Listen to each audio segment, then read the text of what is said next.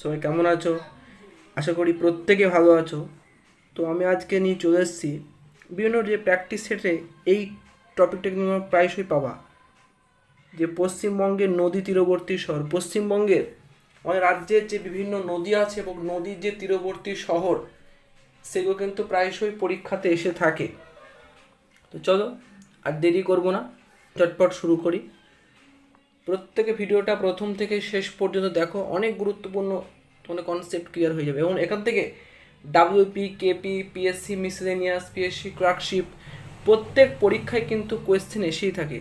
চলো দেরি না করে শুরু করছি। দেখো, প্রথমে বলতে দিয়েছে যে হুগলি নদী, এই হুগলি নদীর তীরে কোন শহর রয়েছে? এই হুগলির তীরে, হুগলি নদীর তীরে আমরা পাবো না, কলকাতা শহর পাবো।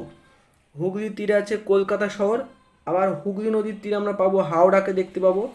আবার হুগলি নদীর তীরে